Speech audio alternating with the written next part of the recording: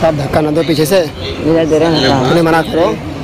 کہاں جا رہے ہیں؟ ونشهد أن لا إله إلا الله وحده لا شريك له ونشهد أن سيدنا ومولانا محمدا عبده ورسوله. أما بعد، صدر محترم، اساتذہ کرام، عزیز طلبہ، معزز حاضرین، آج کا یہ دن جو ایک غلامی کی زنجیروں کو توڑ کر ملک کو آزاد کرانے کا دن ہے، پوری قوم ہر سال اس دن کو بڑی عظمت کی نگاہ سے دیکھتی ہے،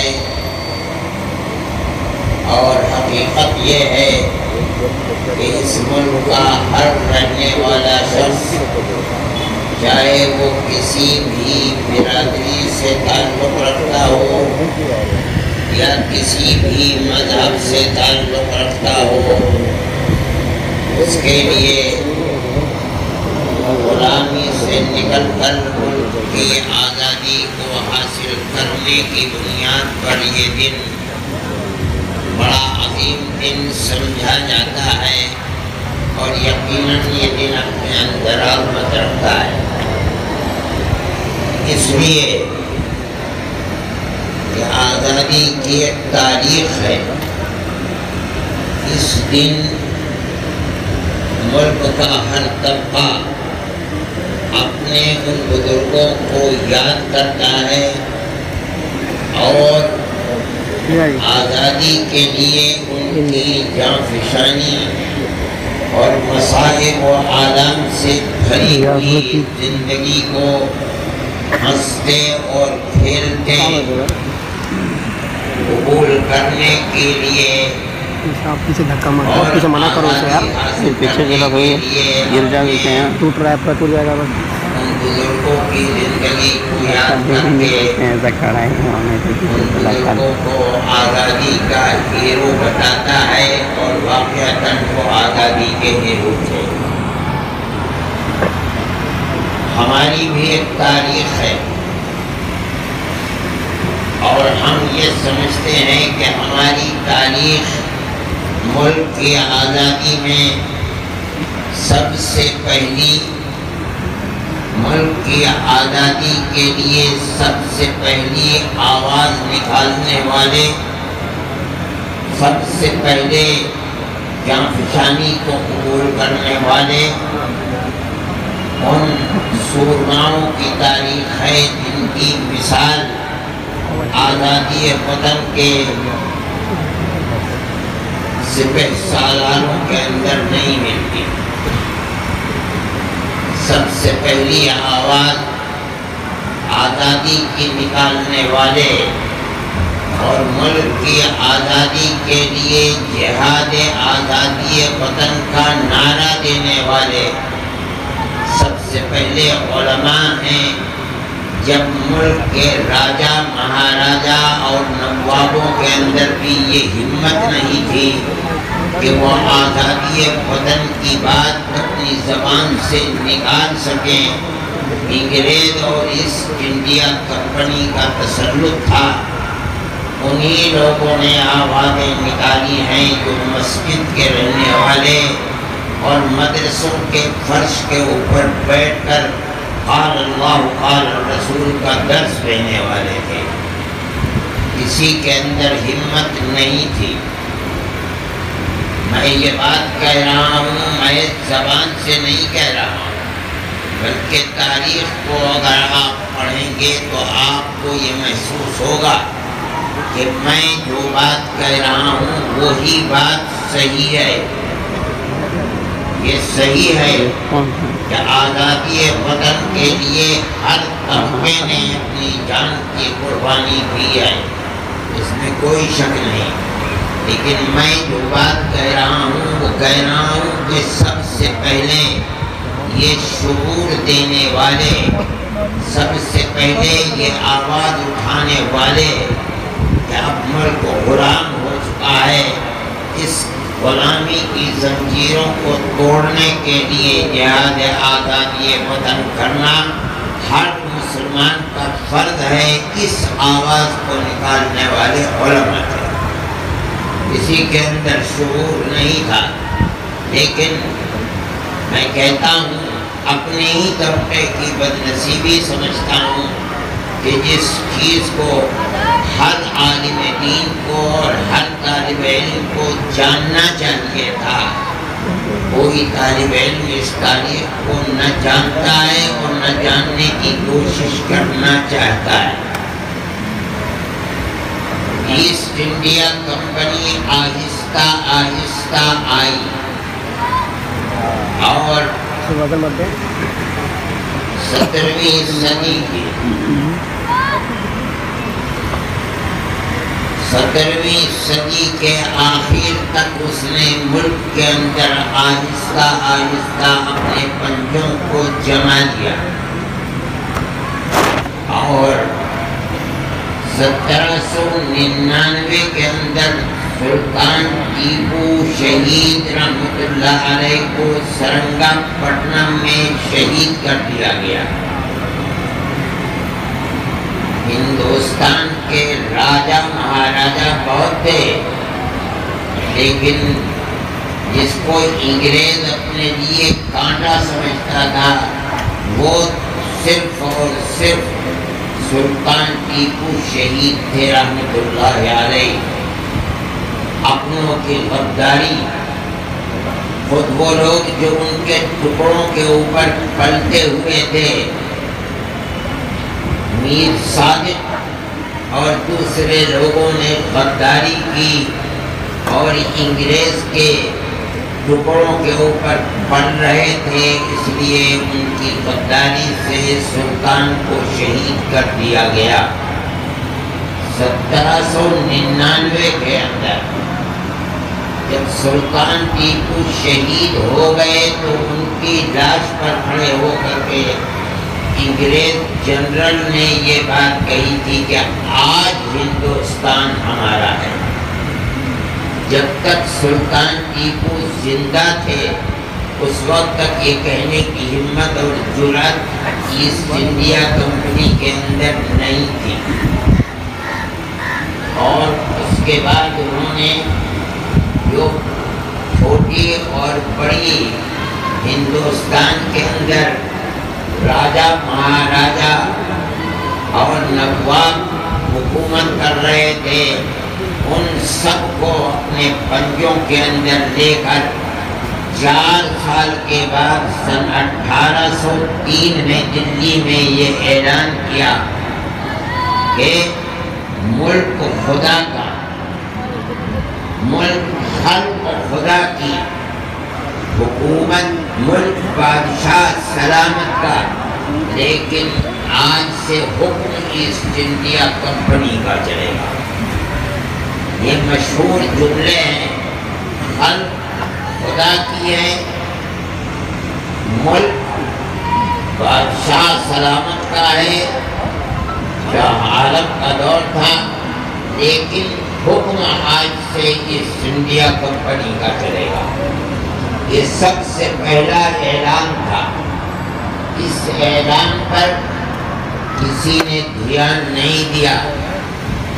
مدرسوں میں زندگی گزارنے والا ایک عالم دین جو اس وقت اپنے ہم عصروں کے اندر سب سے بڑا عالم دین سمجھا جاتا تھا، اور حضرت شاہ ولی اللہ صاحب محدث دہلوی کے سپوت حضرت شاہ عبدالعزیز صاحب رحمت اللہ علیہ کھڑے ہوئے، اور انہوں نے سب سے پہلے یہ اعلان کیا ہے کہ آج ہمارا ملک غلام ہو گیا اور اس ملک کو آزاد کرانے کے لیے جہاد کرنا ہر مسلمان کا فرض ہے۔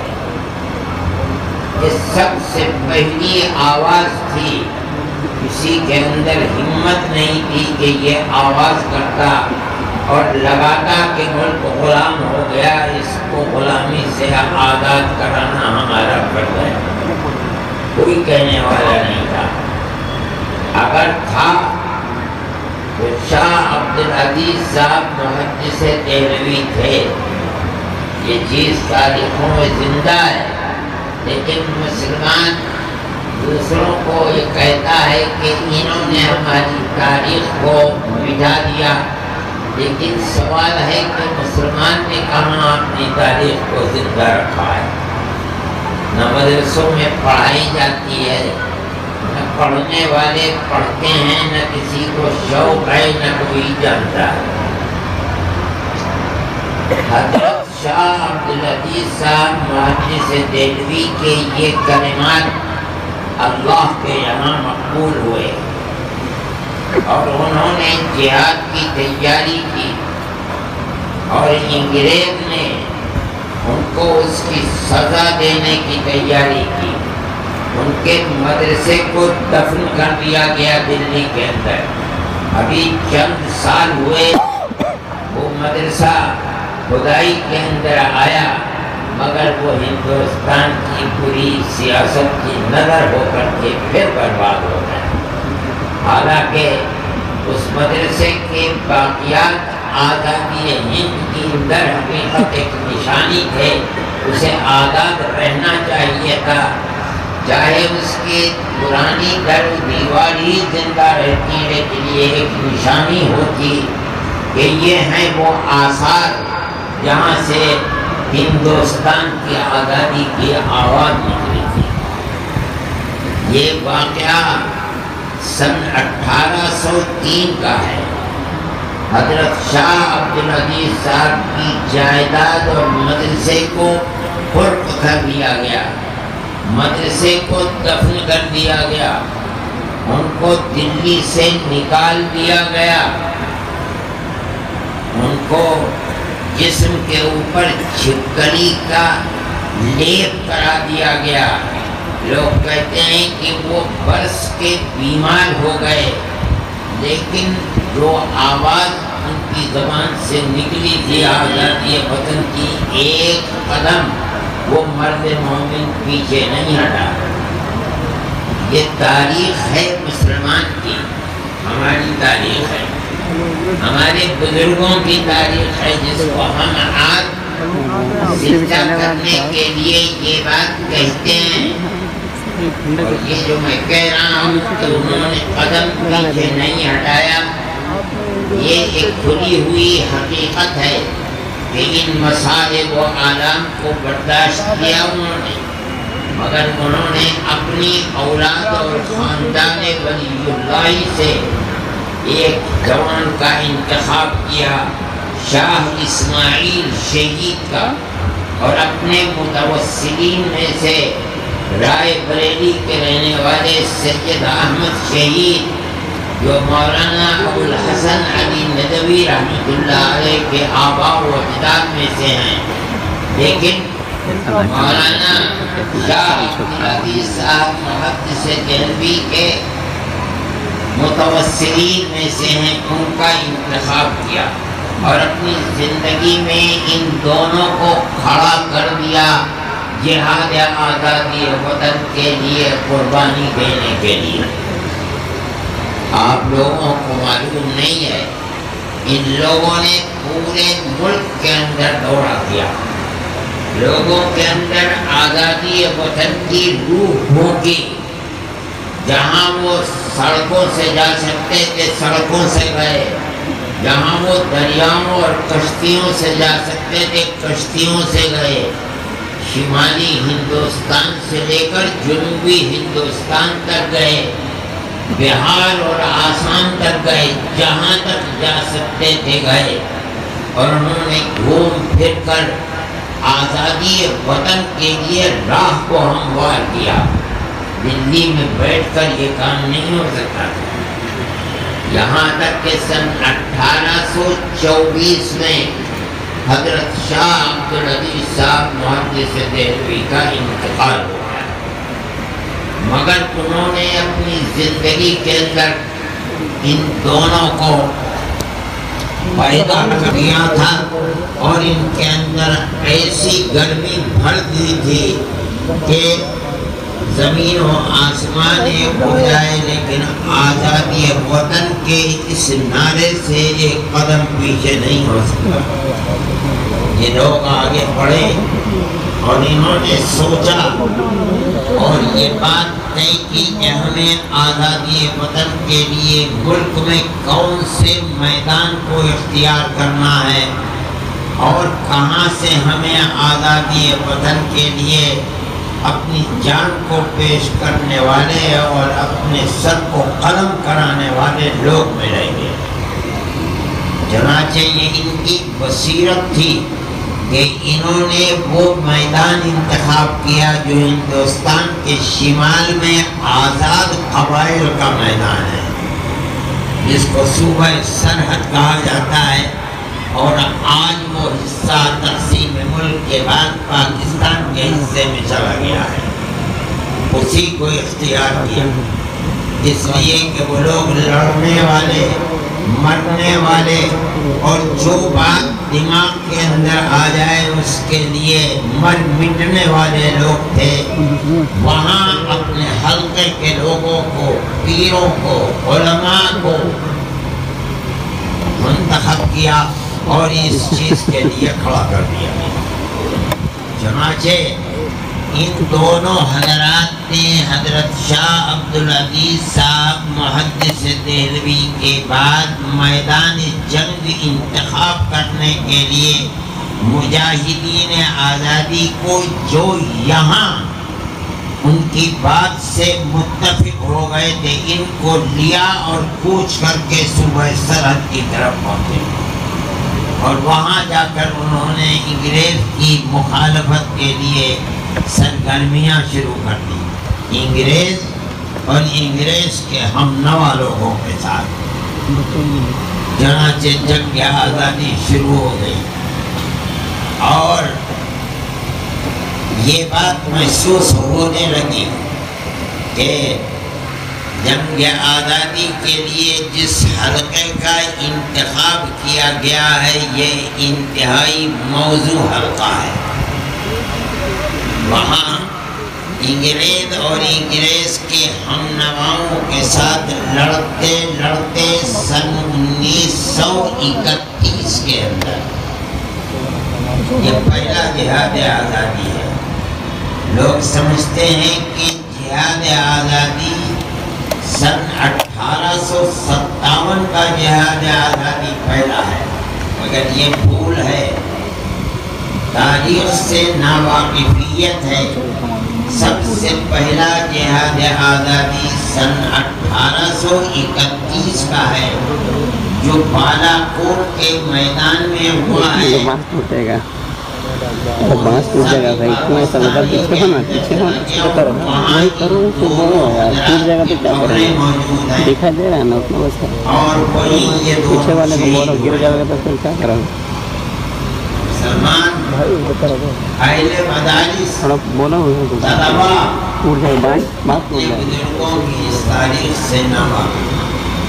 حالانکہ جو قوم اپنے آباء و اجداد کی میں بانس کو یہ کرنے کے لیے تاریخ سے ناواقف ہے، جن سے ملک کی آبیاری ہوئی ہے، اس قوم کا مستقبل کبھی تابناک ہو نہیں سکتا۔ انہیں معلوم ہی نہیں کہ ملک کے اوپر کا حق کیا ہے، لیکن اس بات کو سمجھنا چاہیے کہ اس وقت تک سن 1831 کے جہاں تک میدان میں تنہا علماء اور مسلمان ہیں، کوئی دوسرا ان کے ساتھ شریک نہیں ہے۔ یہ میں بات کہہ رہا ہوں اور حقیقت کہہ رہا ہوں۔ آپ اگر تاریخ کو پڑھیں گے تو یوں چٹ پھٹ لوگ آپ کو مل جائیں گے۔ حضرت شاہ صاحب کی فوج کے اندر بھی بڑے بڑے عہدوں کے اوپر غیر مسلم تھے، مگر آزادی کی جو ایک عمومی تحریک ہے اس کے اندر تنہا مسلمان تھا، غیر مسلم برائے نام کے چٹکیوں میں انگلیوں کے اوپر گنے جا سکتے تھے۔ وہاں ناکامی ہوئی ان کی شہادت کے بعد، یہ لوگ بیٹھے نہیں، جو علماء صادقون ان کے ساتھ تھے، بہار پٹنے سے بالکل لگا ہوا، آپ کو پٹنے کے اندر آ گیا، یہاں علماء صادقون رہنے والے تھے، انہوں نے آزاد قبائل کے اس علاقے کو چھوڑا نہیں، وہ وہیں رہے اور انگریز کے ساتھ لڑتے مرتے رہے، 31 سے لے کر 42 یا 45 تک برابر لڑتے رہے مرتے رہے، جہاں تک کہ وہ تحریک گویا کے رکھنے لگا کہ اس علاقے میں ختم ہو گئی۔ لیکن جو لوگ بالا کوٹ کے میدان سے شکست کے بعد واپس آئے، انہوں نے یہاں آ کر کے یہ نہیں کیا کہ نامرادی کا شکار ہو کر کے اپنے گھر میں بیٹھ گئے ہو، بلکہ انہوں نے مجاہدین آزادی کو پھر جمع کرنا شروع کر دیا، اپنے ساتھ غیر مسلموں کو بھی دیا اور یہ سمجھا کہ آزادی وطن کی تحریک میں کامیابی تنہا مسلمانوں کی جاں فروشی سے نہیں ہو سکتی۔ باغپت کے اندر جو رئیس تھے باغپت کے یا راجہ تھے وہ اور دوسرے لوگوں کو ساتھ لے کر کے تقریباً 31 سے لے کر 26 سال تک سن 1857 تک برابر کوشش کرنے کے بعد پھر 1857 کے اندر آزادی وطن کی جہاد آزادی وطن کے شعلے کو پھر کر دیا۔ یہ دوسرا جہاد ہے، اس کے اندر اب تھوڑے بہت برادران وطن شریک ہوئے ہیں۔ میں یہ بات کہہ رہا ہوں، اگر تاریخ کو صحیح طریقے کے اوپر پڑھا جائے گا تو پتہ چلے گا انگریز نے یہ 1857 میں طے کر لیا کہ جب تک علماء اس ملک میں زندہ ہیں اس وقت تک ملک کے اندر چین و سکون سے حکومت نہیں کی جا سکتی، اس لیے اس نے آزادی کے ساتھ اعلان کر دیا 1857 کے بعد کہ عالم دین کی کوئی قید نہیں ہے، جس کے چہرے کے اوپر داڑھی اور لباس عالمانہ ہو اس کو قتل کر دیا جائے۔ رود روشن مستقبل اور روح روشن مستقبل یہ کتابیں ہیں، آپ ان کو پڑھیے، ہو سکتا ہے دارالعلوم کے کتب خانوں کے اندر بھی ہو۔ سن 1857 میں علماء کی ناکامی کے بعد، جس میں ہمارے اکابر حضرت گنگوہی اور حضرت نانوتوی، پیر زامن شہید حاجی امداد اللہ صاحب مہاجر مکی، یہ سب لوگ شریک تھے، اور حضرت گنگوہی رحمۃ اللہ علیہ تو گرفتار بھی ہو گئے تھے اور جیل میں رہے، اور اس کی توقع ہرگز نہیں تھی کہ وہ زندہ جیل بھر کے پھانسی پر لٹکا دیے جائیں گے، تو خدا کی قدرت ہے کہ وہ پھر زندہ رہے اور باہر آ گئے۔ یہ لوگ اس جہاد میں 1857 کے شریک تھے۔ ناکامی کے بعد جو دلی کے اندر جو مرکز تھا اسلامی حکومت کا، جہاں بادشاہ رہا کرتا تھا، سنہا دلی کے اندر 33,000 علماء کو قتل کیا گیا 1857، اور ان کی لاشوں کو اور سروں کو لال قلعے سے لے کر جامع مسجد تک جتنے درخت تھے ان کے اوپر لٹکایا گیا۔ یہ مسلمان کی تاریخ ہے جس سے مسلمان خود نہ آشنا اور نہ واقف ہے۔ یہ علماء کی تاریخ ہے، علماء خود ناواقف ہیں، انہیں نہیں معلوم کہ ان کے آباء و اجداد نے اپنے اس ملک کی آزادی کے لیے کیا قربانیاں دی ہیں اور تاریخ کے اندر ان کا کیا مقام ہے، نہیں جانتا۔ 33,000 مسلمانوں کو چند دنوں کے اندر قتل کر کے، اور جتنے درخت اور دھکا ہو رہا کوئی جامع مسجد کے پر کی لاشوں کو لٹکا دیا گیا. اس لیے کہ دے رہے ہیں یہ سبق دینے کے لیے اور بتانے کے لیے کہ جب تک علماء زندہ ہیں اس وقت تک حکومت ہماری قائم نہیں ہو سکتی. تاریخ کو پڑھیے. میرٹھ کے اندر جن 151 لوگوں کو تختہ دار پر چڑھا کر پھانسی دی گئی ہے ان میں اکثریت علماء کی تھی. ویڈیو بنا کر پیچھے چلا گیا. کسی کو معلوم نہیں کہ کیا علماء کا کردار تھا. تمہارے آبا و اجداد کا کیا کردار تھا پتہ نہیں. یہ جو قرب و جوار کے دیوبند میں بھلاس اور سانپلا یہ جو گاؤں ہے ان گاؤں والوں کو ان میں سب میں آگ لگا دی گئی تھی. اس وقت تک نام مکان پختہ تھوڑے ہوتے تھے دیہاتوں کے اندر پھوس کے مکانات ہوا. ان سب کو غدار وطن سمجھا گیا. کیوں؟ علماء کے ساتھ تھے. اور کون علماء؟ جو ریت کی جڑ کھودنا چاہتے تھے اور ملک کو آزاد کرنا چاہتے تھے. یہ ہمارے علماء کا کردار ہے. آج ملک آزاد ہوا. آج کے دن کی آزادی ہے. لوگ ان جیالوں کو یاد کرتے ہیں جنہوں نے ملک کی آزادی کے لیے قربانی دی ہے. ہمیں بھی اس کا حق پہنچتا ہے کہ ہم یاد کریں ان کو. ہمیں یاد کرنا چاہیے. ہم سال بھر اس چیز کو نہیں کرتے. حالانکہ ان کی یہ تاریخ ملک کے نصاب تعلیم کے اندر ہونی چاہیے. لیکن یہ ہماری بدقسمتی ہے کہ ان کو اس طرح بھلا دیا گیا کہ ہم آج اگر ان کو یاد بھی کرتے ہیں تو کا جنبہ معلوم ہوتا ہے. حالانکہ وہ ایک ایسی حقیقت ہے جو ناقابل انکار ہے.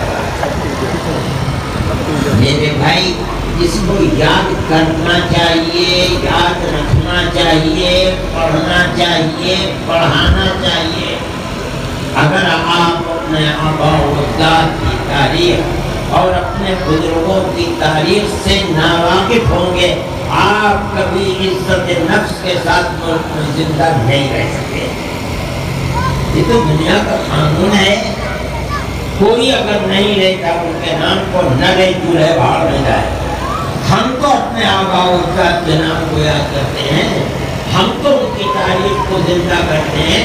ہم تو کہتے ہیں کہ ملک کی آزادی کا سہرا انہی کے سر کے اوپر ہے. سب سے پہلی آواز آزادی کوئی لوگ نہیں. یہ طرف سے پڑ جا رہے ہیں. اب اس طرح لگ رہا ہے سمجھنا چاہیے کس طریقے پر انہوں نے قربانی دی ہے. میں ایک بات ہے جو پہلے مجھے کہنی چاہیے تھی. حضرت سید احمد شہید اور حضرت شاہ اسماعیل شہید نے جو دورے کیے ہیں ان دوروں کے اندر غازی پور بھی گئے ہیں. اور غازی پور کی یہ تاریخ تھی کہ وہاں کے ایک نواب نے اپنا ایک بیٹا ان کے سپرد کیا.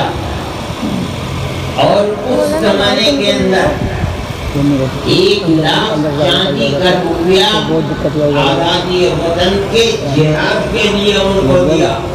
اور یہ کہا کہ میں مولانا آپ کو اپنا بیٹا دے رہا ہوں.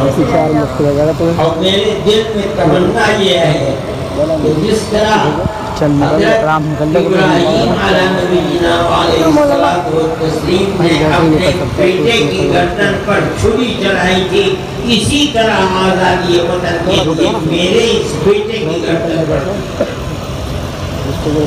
اور حضرت شاہ صاحب اس کو لے کر گئے ہیں اور سرحد کے اندر غازی پور کے جن 6 آدمیوں کی شہادت کا دن رات ہے اس میں ان کا وہ بچہ بھی ہے. کون مائی کلال ہے جو اپنی تاریخ کو اس طرح بیان کر دے گا. یہ ہمارے بزرگوں کی تاریخ ہے ملک کی آزادی کے لیے. میرے بھائی اس چیز کو پڑھنا چاہیے, سمجھنا چاہیے. میں تو حضرت محدود صاحب سے کہتا ہوں اس تاریخ کو مرتب کرانا چاہیے اور مدارس کے نصاب تعلیم کے اندر اس کو داخل کرنا چاہیے. تاکہ ہماری قوم، ہماری آنے والی نسلیں اپنے پوروجوں کی اس قربانی بھری زندگی کو جاننے اور پہچاننے والی ہوں، انہیں یہ پتہ چلے کہ انہوں نے اس ملک کی آزادی کے لیے کیا کیا ہے۔ میرے بھائی، یہ ہماری ایک تاریخ ہے۔ پھر حضرت گنگوہی رحمۃ اللہ علیہ، میں نے کہا کہ وہ جیل میں چلے گئے۔ حضرت حاجی صاحب رحمۃ اللہ علیہ بوڑھے آدمی تھے، ان سب شاگردوں نے مل کر حاجی صاحب کو انگریز پیچھے پیچھے اور حاجی صاحب کو بچاتے بچاتے بچاتے بچاتے کشتی میں سوار کر کے ان کو ہندوستان سے مکہ معظمہ کے لیے ہجرت کرا۔ حضرت گنگوہی رحمۃ اللہ علیہ ملک کے اندر ان کے ہفتے چل رہے، وہ جیل چلے گئے۔ حضرت نانوتوی رحمۃ اللہ علیہ یہیں رہے، لیکن ان کی گرفت کے اندر نہیں آ سکے، یہاں تک کہ 3 سال گزر گئے اور 3 سال کے بعد عام معافی کا اعلان ہو گیا، ان کو جیل سے باہر کیا گیا۔ حضرت نانوتوی رحمۃ اللہ علیہ آزاد اور وہ علماء جنہوں نے ان کے ساتھ 1857 کی جہاد کو برپا کیا تھا، وہ سب آزاد ہو گئے۔ تو اب بیٹھ کر دیکھا، دل میں جو آگ لگی ہوئی تھی آزادی وطن کی، وہ بجھی نہیں۔ سوچا کہ پھر تیسری جہاد آزادی وطن کے لیے مجاہدین کو جمع کیا جائے، لیکن جب نظر ڈالی تو عام طریقے پر علماء کو مجاہدین آزادی کے ساتھ مشابہت کی بنیاد پر عام طریقے پر قتل کیا گیا۔